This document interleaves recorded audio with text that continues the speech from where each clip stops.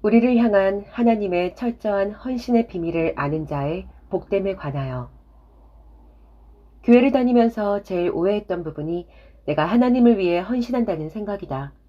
적어도 성경을 바로 알기 전까지는 하나님을 위해 헌신하고 있다는 것이 얼마나 대견했는지 모른다. 열심히 하나님을 섬기고 하나님을 위해 봉사한다는 것이 얼마나 기특한지. 그러나 성경을 알아가면서 나는 나의 헌신이 얼마나 보잘것없는 것인가를 깨닫게 되었다. 하나님이 나의 헌신을 원하시는 것이 아니라 바로 우리 같은 죄인을 위해 먼저 자신을 헌신하셨기 때문이다. 성경에서 하나님은 언제나 자유로운 분이시다. 그분의 영광을 나타내기 위해 그 어떤 보조물도 필요로 하지 않으신다. 그분은 또한 삼위의 영광을 가지고 서로 사랑하시는 관계이기 때문에 그 어떤 외부적인 사랑도 필요로 하지 않으신다. 그러나 하나님은 우리 인간, 다시 말하면 흙에서 난 인간을 하나님의 동역자로 삼으시고 사랑의 교제 대상으로 삼으셨다. 하나님은 우리를 하나님의 영광을 위한 사랑의 동역자로 삼으셨다. 이 세상이 하나님의 영광의 무대라면 우리는 바로 하나님의 찬란한 영광을 현시하는 거룩한 동역자로 부름을 받은 것이다. 모든 만물과 천상의 천사들도 하나님의 영광을 찬송한다. 그런데 티끌과도 같은 우리를 그분의 언약의 파트너로 삼으셨다. 우리는 바로 이 사실 하나만으로도 하나님을 위해 헌신할 필요 충분 조건이 된다.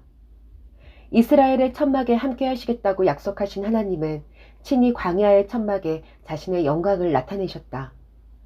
성전 봉헌식 때 솔로몬이 고백했던 것처럼 하늘의 하늘이라도 어찌 하나님을 수용할 수 있겠는가. 찬란한 영광과 위엄을 지닌 존재라 할지라도 그것은 피조물의 유한한 영광이요 하나님께서 친히 피조하신 영광이다.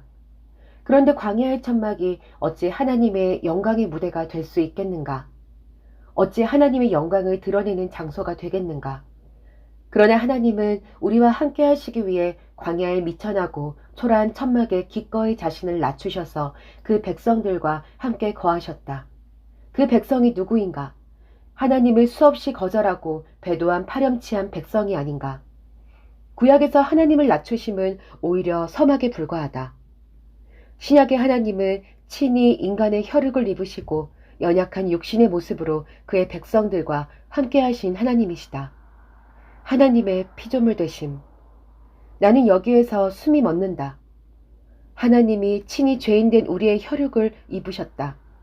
그리고 우리의 죄를 위해 십자가에 자신이 구원하고자 하는 백성들의 무고와 모함, 그리고 조롱을 받으시고 죽으셨다. 그분은 당연히 받을 영광을 유보하시고 죄인된 우리를 위해 고난받으시고 죽음의 잔을 받으셨다. 그 죽음의 성격이 단순히 육체의 죽음의 의미라면 간단할 수도 있다. 그러나 그 죽음은 사랑하는 아버지의 진노를 온 몸과 영혼에 받아야만 하는 죽음이었다. 모든 시대, 모든 사람들의 죄와 배반에 대한 용서와 대속을 위해 진노를 받으셨다.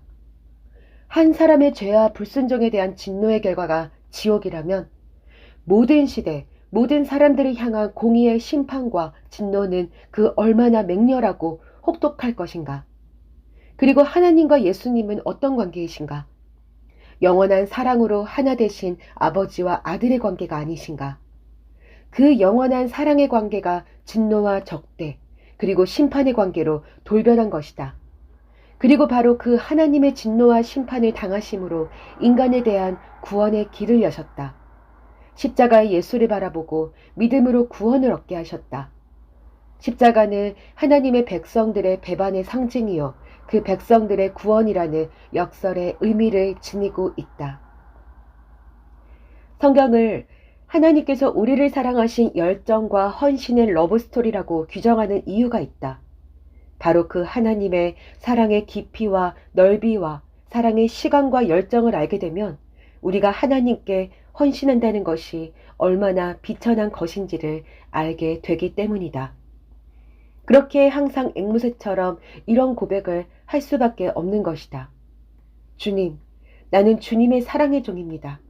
내가 여기 있사오니 나를 사용하여 주옵소서. 사용받기를 원합니다. 목회자로서 한빛 성도들에게 바라는 바는 말씀 속에서 이 사랑의 하나님을 바로 알고 만나는 것이다. 그리고 부족하지만 저와 함께 이 공동의 고백을 한 몸으로 드리기를 바란다. 주님의 한 몸이 된다는 것은 생물학적인 한 몸이 아니요 주님의 살과 피로 하나 된 한 몸이요 공통된 신앙 고백체로서의 한 몸이다. 성도들의 인내가 여기 있나니 저희는 하나님의 계명과 예수 믿음을 지키는 자니라.